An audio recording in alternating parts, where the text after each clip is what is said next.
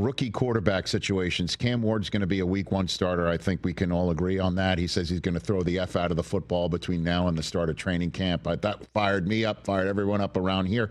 We just got off a Zoom with our buddy Daniel Jeremiah, who thinks Jaxson Dart has shown enough already to put him in the sooner rather than later starting category. What are you hearing out of Giants minicamp that's going on right now this week, Tom? Everything's been positive on Jaxson Dart, and obviously this is the first quarterback that Joe Schoen and Brian Dable have been able to put their name on and go and draft that guy. They re-signed Daniel Jones, but that wasn't their draft pick. Jaxson Dart is their guy. Jaxson Dart, quite frankly, is going to play a big role one way or another in the future and the longevity of Dabes and Shane in New York.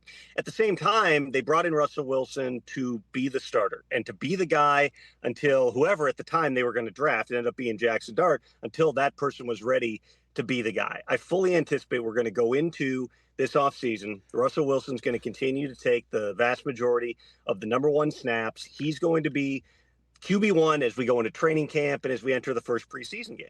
However, we've seen situations evolve in the past. There have been plenty of times where a team has said, hey, we've got a guy in place and we're going to stick with that player. And then all of a sudden you kind of look at it in the preseason and it's like, okay, you're probably going to put the rookie on the field sooner because he just looks better. I mean, there's a myriad examples of that over the course of time. And the question always becomes then, are you better off rolling that guy right out there in week 1?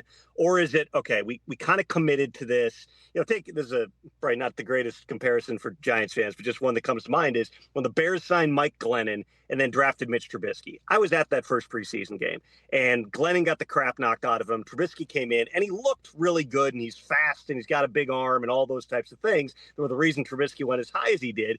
They still went with Mike Glennon into the regular season, but even after that first preseason game, there's questions to the coaches, there's questions to the players about, hey, how soon could Trubisky play? And sure enough, I think he got benched like halftime of week 2 or something and was out there. That's just kind of the pressure points that rise, certainly in a market like New York, that is going to be the case as well.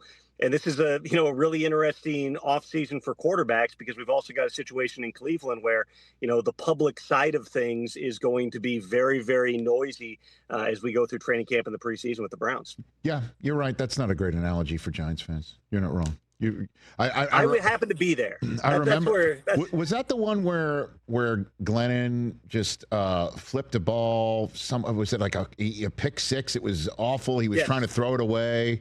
It looked terrible, and we talked about it on game day morning, and Warren Sapp called him Mick Glennon. That's what Mick Glennon is how he referred to Mike Glennon as Mick Glennon, and that's a nickname that is stuck even to text chains today amongst all of us. That's Mick Glennon. I remember that, man. Catch the Rich Eisen Show live weekdays from 12 to 3 p.m. Eastern on Roku Sports Channel in the U.S.